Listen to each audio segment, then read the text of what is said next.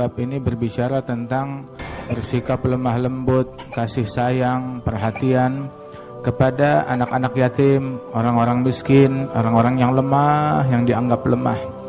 Begitu juga al-banat, anak perempuan, wal ihsan, berbuat baik kepada mereka semuanya, wasyafaqa alaihim, menyayangi, mengasihi, perhatian kepada mereka, bersikap tawadhu kepada orang-orang yang demikian tersebut.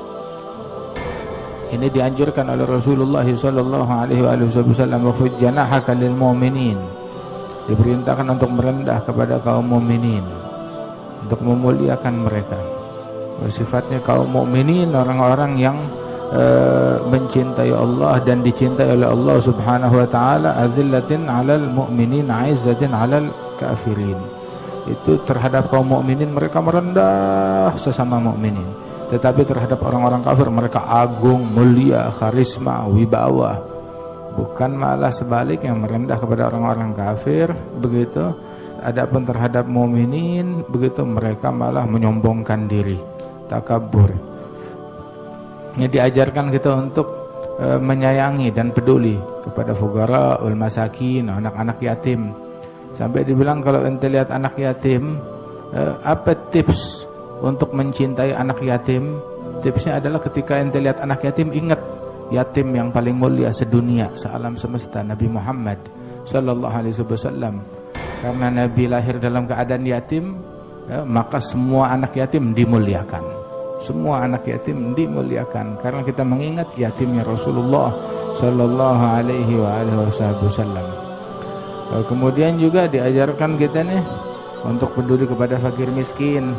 Al-miskin itu kata Rasulullah bukan cuma yang keliling minta kepada orang, ya dikasih sepiring, 2 piring, dikasih sesuap, 2 suap, dikasih sebutir, 2 butir korma, udah dia jalan selesai. Tapi al-miskin adalah yang dia nggak punya makanan, dia nggak punya makanan yang mencukupi dia. Terus juga orang nggak tahu kondisi dan keadaan dia, sehingga nggak ada yang bersedekah kepadanya. Dan juga tidak juga dia mengenalkan diri minta-minta ke orang kemana-mana. Nah, miskin yang kayak begini yang sebenarnya mesti diperhatikan kata Rasulullah sallallahu alaihi wasallam. Hadza al-miskin alladhi yata'affaf, orang miskin yang bersikap bersuci, nggak mau meminta, nggak mau mengemis. Hadza jamil, sebab man fataha ala nafsihi babal mas'alah fatahallahu alaih 70 min abwabil faqr. Abwabil faqr dibukain. Barang siapa yang membuka buat dirinya pintu mengemis, meminta, Allah bukakan buat dia pintu. Bukan pintu kekayaan, pintu kemiskinan. Pintu kemiskinan. Hakada. Kemudian juga disebutkan di sini bahwasanya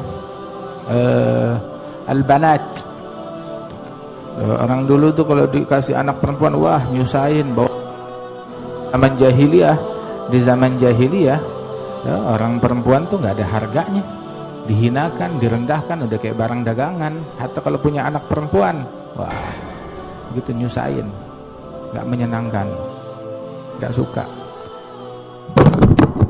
Baru di mana namanya, di zamannya Rasulullah, di masa Islam aja, ketika Islam datang, nah baru kaum wanita dimuliakan. Kalau bukan karena Islam, nggak ada yang memuliakan kaum wanita. Untuk bicara tentang emansipasi, kapan emansipasi? Baru nongolnya kapan? Nabi Muhammad udah mengagungkan haknya kaum wanita itu dari 15 abad yang lalu. Ini emansipasi baru kemarin. Begitu. Emansipasi baru kemarin. Di Eropa, di Amerika, di belahan dunia sana baru ngomong emansipasi sekarang. Dulu mereka menghinakan, merendahkan derajatnya kaum wanita. Adapun Islam memuliakan tuh. Nabi udah bilang, barang siapa yang diberikan daripada nih anak-anak perempuan, ya, anak gadis, anak perempuan, kemudian dia berbuat baik, dijaga dengan sebaik-baiknya, maka Allah Subhanahu wa ta'ala berikan anugerah kepada dia tuh.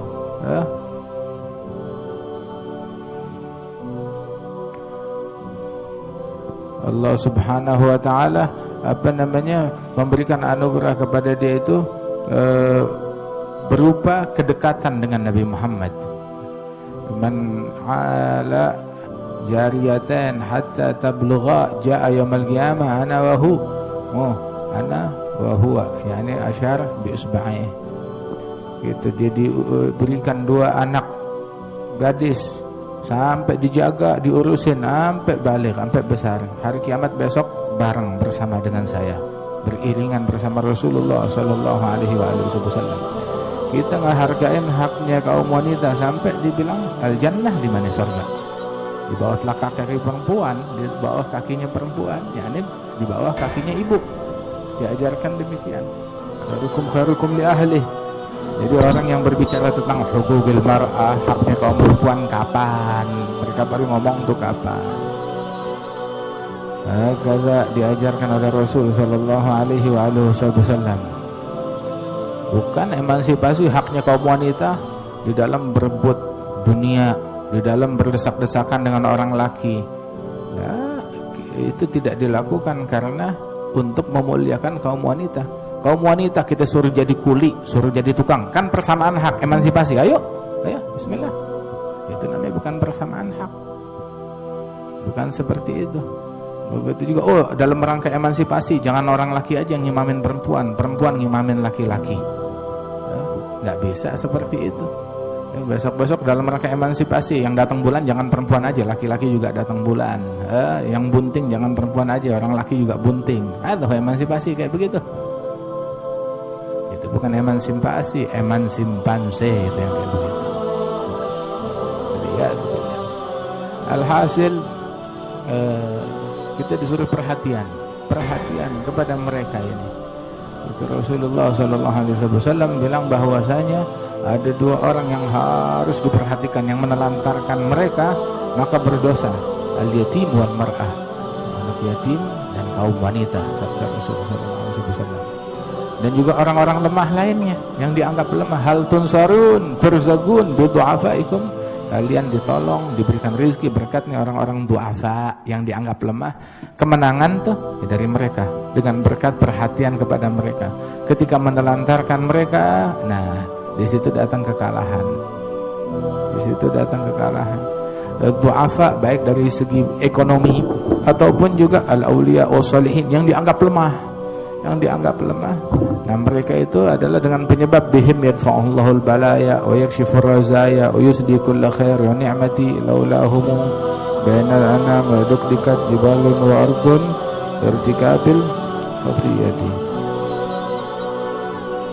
An hasibtum an tadkhulul jannata wa lamma ya'tikum mathalul ladzina khalaw min qablikum massathumul ba'sa wad-dharra wa zulzilu hatta yaqula rasul wal ladzina amanu ma'ahu mata nasrullah. Itu orang bertanya, kalian bakal dianggap beriman tanpa diuji? Nah, bakalan diuji dengan beragam ujian.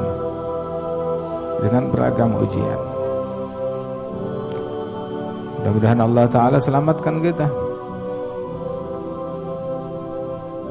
Wallahu a'lam. Ini 17 Ramadan, akhir 17 Ramadan, ya. Yaum iltaqal jam'an. Ini harinya 17 Ramadan, hari Badar. Mudah-mudahan Allah Ta'ala berikan taufik. InsyaAllah berkat ahlul Badar Allah Ta'ala berikan pertolongan kepada kita sekalian.